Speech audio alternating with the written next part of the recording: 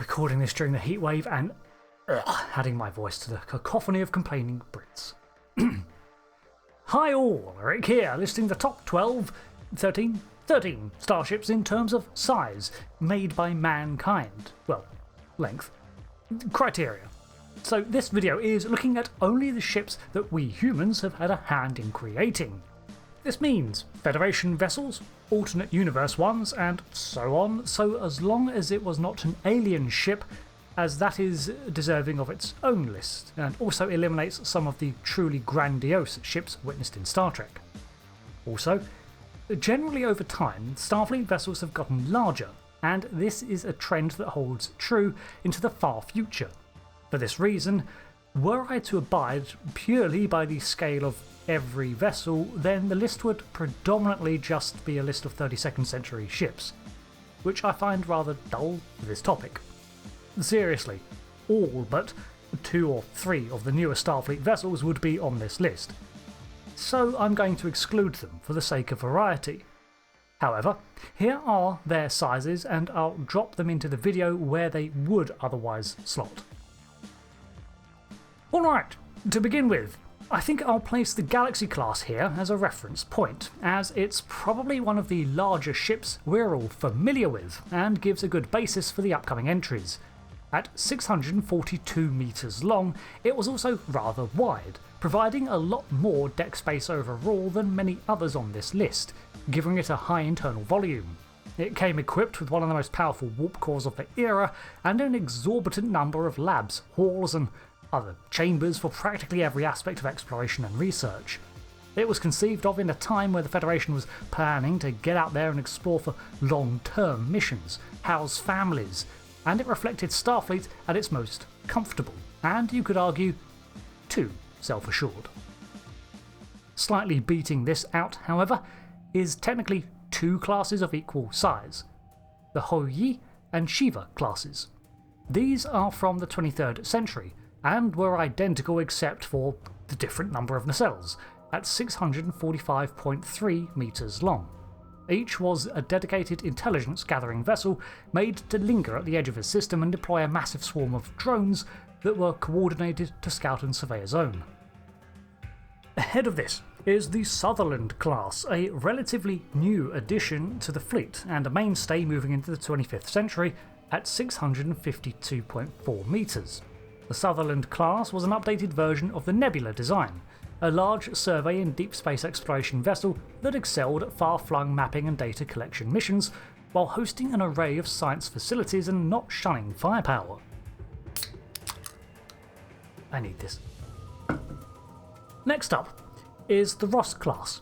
The ship was created as a testbed for new technologies, using the frame of the Galaxy class, measuring in at 663.2 metres long.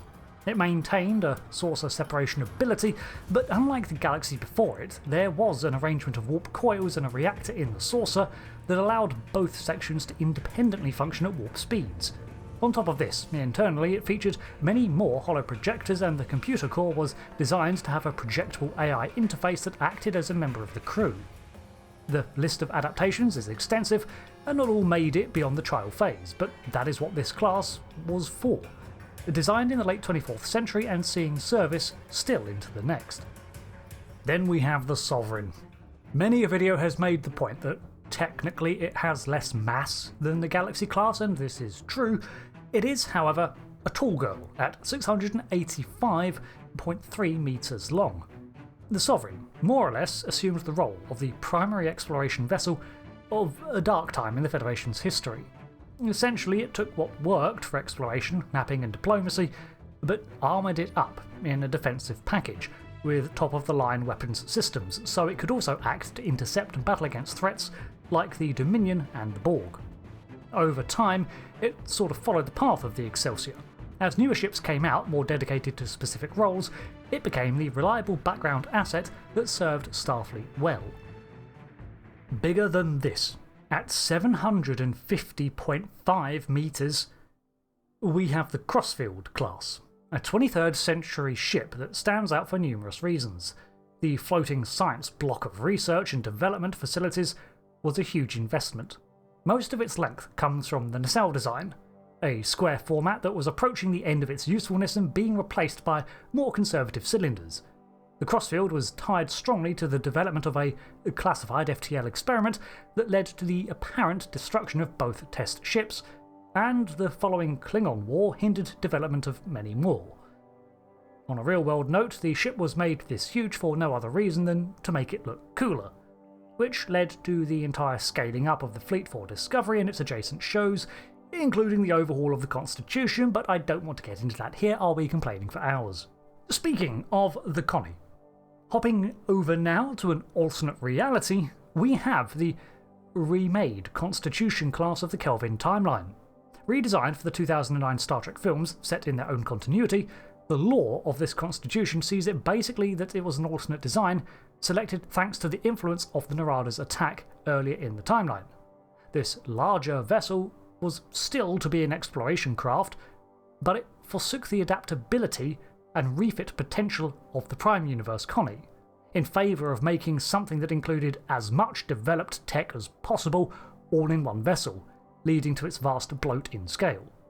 Then we have another joint entry, from another stealth ship at 872.1 metres long. The Deimos and Nimrod classes, which again only differ in nacelles. The hulls were clad in sensor-absorbing alloys, several dampening systems to reduce electrical emissions, massive swaths of passive sensor arrays, drone fleets and other silent methods of observing did everything Starfleet could do, short of equipping a cloaking device, to hide the vessel. It is rather large for a stealth ship, and was apparently created solely for Section 31 usage. Then we have it. The one that breaks the 1 kilometre limit. The Odyssey class. At 1,061.1 metres long, an Enterprise ranked among their line as Starfleet's most ambitious multi-role exploration craft termed a Star Cruiser. Thanks mostly to its scale, the Odyssey class held practically everything needed for long-term deep space exploration missions, and was an adamant defensive vessel too. The Odyssey featured not only saucer separation modes, but the ability to launch a smaller embedded vessel at the rear, a starship in its own right, the Aquarius.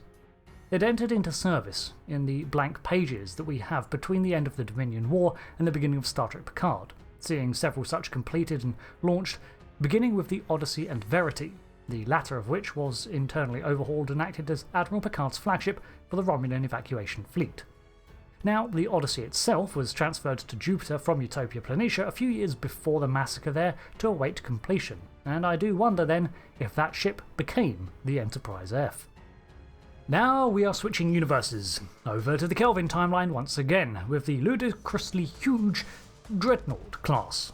The USS Vengeance was the only ship of the line, designed by Admiral Marcus with the aid of Section 31. It was created to answer rising tensions with the Klingon Empire by factions within Starfleet that saw conflict as inevitable, and the recovered Khan Noonien Singh was put to work on learning and upgrading the systems for a maximum combat potential, familiarising himself with contemporary tech in only 5 months. It was a warship, made to support a fleet that traditionally did not provide such, and also operate as a combat command ship. Alright then, we have the one that I suspect some knew was going to be on this list. The Universe class, as seen with the Enterprise J, measuring in at 3 kilometres, 219 metres long. This ship is a potential prime timeline enterprise witnessed in the 26th century during a part of the Temporal War. Just as the Galaxy class was created with the ambition of galactic exploration, the Universe was created to explore on that stage. Whether it did or not is a tale yet to be told, but this future vessel saw all sorts of advanced designs and technologies at play, including materials that were grown into shape during construction, time travel capabilities, and a hull that could turn transparent. Inside was essentially a giant city, with decks divided up into districts and transporters to get around. The idea was, essentially, it was to be a self-sustained colony travelling around, but wait, this video is nowhere near done. Well, I did say human-made, so as of the making of this video, the next is the Asaslich. known as the Astrovor, or to the Klingons as Chukka. This was said to be a massive planet-eating monster that roamed the fringes of explored space, devouring colony worlds and other ships. While considered a myth, the USS Farragut and the Enterprise eventually encountered this mammoth vessel over Helicon Gamma. It turns out that the ship, at least 8 kilometers long from estimations, was created by the human descendants of the XCV-100, a pre-warp colony ship that had turned to scavenging then piracy to survive over the centuries, unaware that Earth had progressed into its own age of exploration. Thinking themselves all that remained of humanity, the crew turned into hostile survive at all costs bands of predators, destroying entire planets to harvest their resources and add to their ship. The ultimate creation of generations of adapting alien designs into their growing frame, the Asaslich was deliberately engineered to resemble a fearsome monster, to further spread fear and dissuade attacks. And finally, the largest vessel witnessed by human creation was the Mirror Universe's own over-the-top ISS Curran. The ISS Curran was a one-of-a-kind flying palace at 9.6 kilometers long. It housed a reactor which drew energy entropically from the mycelial layer of subspace and burned it up. With hundreds of weapon points, it carried enough firepower to level a planet's crust in mere hours and acted as the seat of imperial power with its advanced communications and crew of hundreds of thousands. Fortunately, it was only in service for a few years before it was destroyed, and never created beyond the aspirations of the Mirror Universe. You can argue that this is a bit of a cheat here, as much of the ship was built to house this reactor, and as such, is hollow superstructure. But even then, it remains the largest ship created by humans in Star Trek. So, there we have it. The biggest vessels created by Starfleet, the Terran Empire, and Old Earth that we see in Star Trek, regardless of universe or era. As I mentioned in the intro, the list looks far more bloated with 32nd century designs if you include these, and while I do actually like some of these ships and their functions, it's a little lopsided. Additionally, we don't have exact scales for the USS Athena, and the whole detached nacelle thing means that the exact lengths are kind of variable thanks to crazy future tech. I note that most of the starships on this list are all introduced since the return of Star Trek, with only the Universe class being from the last generation of shows in the top 7, with the random Discovery upscaling sticking out like a sore thumb. I actually don't want to see ships get bigger over time without purpose. And it's a point to note that scale does not equate to power in Star Trek. The Sovereign, I think, could probably take on the ISS Curran. But thanks for watching. I don't think I missed anything, but if I have, let me know below. Until the next one, I've been Rick, and goodbye.